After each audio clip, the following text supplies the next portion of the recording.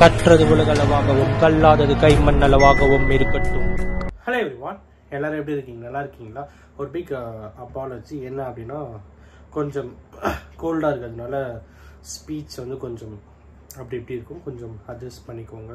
Biggest ஒரு request அவங்ககிட்ட நான் வந்து கேட்டுக்கிறேன். இன்றைக்கி நம்ம பேச போகிற டாபிக் என்ன அப்படின்னு பார்த்தீங்கன்னா, ஈவையில் வந்து ஒரு பர்டிகுலர் கேர்ள் வந்து இறந்துட்டாங்க. ஓகேங்களா? அவங்க வந்து ஒரு சிஏ. ஸோ அவங்க இறந்ததுக்கு அப்புறம் நிறைய விஷயங்கள் வந்து வெளியே வர ஆரம்பிக்குது. நிறைய பேர் வந்து வாய்ஸ் அவுட் பண்ணுறாங்க. ஸோ இன்றைக்கி நம்ம வந்து அதை பற்றி தான் வந்து பேச போகிறோம்.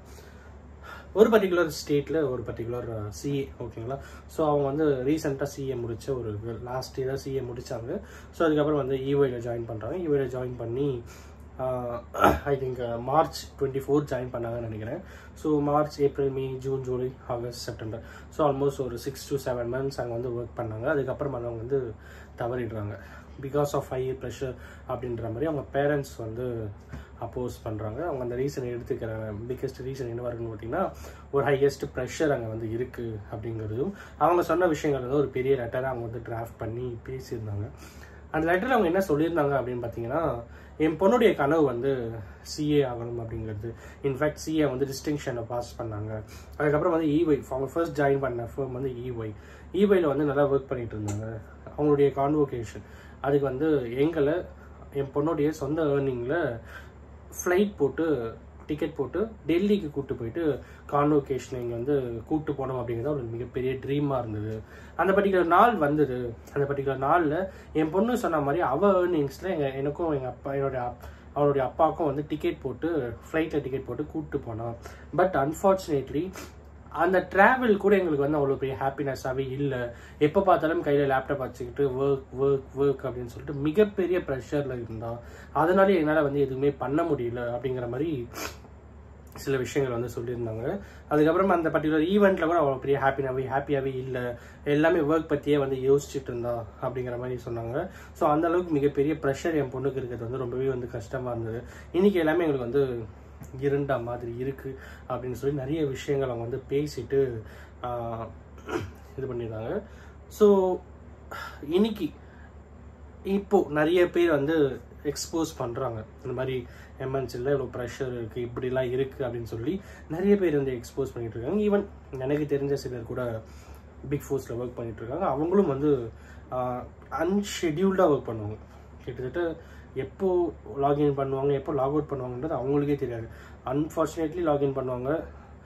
ஈவன் மோஸ்ட் எக்ஸ்பெக்டட் அதுக்கப்புறம் கூட லாக் அவுட் பண்ண முடியாத சுச்சுவேஷனில் நிறைய பேர் ஒர்க் பண்ணுறவங்க நம்மளால் வந்து பார்க்க முடியுது. ஈவன் நானுமே வந்து பார்த்துருக்கேன்.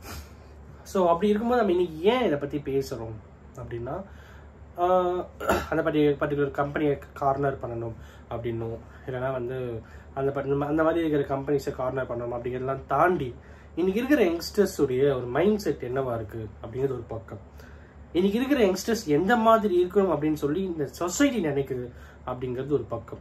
இன்னைக்கு இருக்கிற யங்ஸ்டர்ஸ் எந்த மாதிரி இருக்கணும் அப்படின்னு சொல்லி மோஸ்ட் ஏஜ்டு பர்சன்ஸ் யோசிக்கிற விதம் அப்படின்ட்டு ஒரு பக்கம் இருக்கு. இன்னைக்கு இருக்கிற யங்ஸ்டர்ஸ் என்னென்னலாம் யோசிக்கிறாங்க அப்படின்னு பார்த்தீங்கன்னா, இன்னைக்கு டேட்ல நான் ஹாப்பியா இருக்கணும் அப்படின்னு யோசிக்கிறவங்க இருக்காங்க. இன்னைக்கு டேட்ல நான் நல்லா ஏர்ன் பண்ணிட்டு இருக்கேனா அப்படின்னு யோசிக்கிறவங்க இருக்காங்க. ஃபியூச்சர்ல நல்லா ஏர்ன் பண்றதுக்கு இந்த கம்பெனியில போய் சேரணும், அந்த கம்பெனியில நல்லா சேர முடியுமா அப்படிங்கிற எபிலிட்டியை கிரியேட் பண்ற யங்ஸ்டர்ஸ் நம்மளால பார்க்கணும். இந்த மாதிரி நிறைய விஷயங்கள் வந்து சொல்லணும். நெக்ஸ்ட், இன்னைக்கு இருக்கிற யங்ஸ்டர்ஸ் எந்த மாதிரி இருக்கணும் அப்படின்னு சொல்லி இந்த சொசைட்டி விரும்புது அப்படின்னா, சிலர் வந்து டிசிப்ளினா இருக்கணும் அப்படின்னு நினைக்கிறாங்க. சிலர் வந்து பேக் அசட்ஸோட ஒரு நல்ல செட்டில்டு லைஃபை யங்ஸ்டர்ஸ் லீட் பண்ணணும் அப்படின்னு நினைக்கிறாங்க.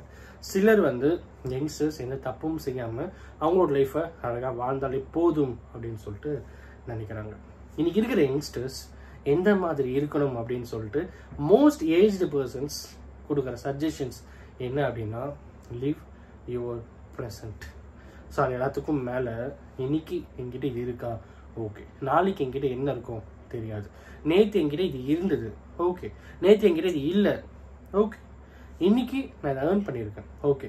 இந்த ஏர்னிங் எதெல்லாம் சேஃப்கார்ட் பண்ண முடியுமோ சேஃப்கார்ட் பண்ணணும், இதெல்லாம் சேஃப்கார்ட் பண்ண முடியாதோ சேஃப்கார்ட் பண்ண முடியாது. That's it. அவ்வளோதான் லைஃபே. ஓகேங்களா? நான் வந்து கோடியாக சம்பாதிக்கிறேன் அப்படின்னு சொல்லிட்டு எனக்கு வந்து இந்த கெட்ட பழக்கங்கள்லாம் இருக்குது. சரி ஓகே, நான் கோடி கோடியாக சம்பாதிக்கிறேன், எனக்கு எந்த கெட்ட பழக்கமே இல்லை. எல்லாருக்குமே life has some end for everything. எல்லாத்துக்கும் கடைசியில் வாழ்க்கை அப்படிங்கிறது வந்து எதை நோக்கி போகுது அப்படின்னு சொல்லி கேட்டிங்கன்னா from the birth to the death அப்படின்னு சொல்லிட்டு சொல்லுவாங்க. ஓகேங்களா, நான் இங்கே ஸ்டார்ட் பண்ணேன், இங்கே முடிக்க போகிறேன். I am traveling, my life is that journey, அவ்வளோதான். My life is a journey where I started, where I am going to end, அவ்வளோதான். That's it the life. So அந்த பர்டிகுலர் இன்பிட்வீன் பீரியடில் நமக்கு எதெல்லாம் ரொம்ப முக்கியம் அப்படின்னா ஹெல்த், ஹாப்பினஸ், அப்புறம் வந்து மோஸ்ட் இம்பார்ட்டண்ட்டான ஒரு விஷயம் என்னன்னா பீஸ்.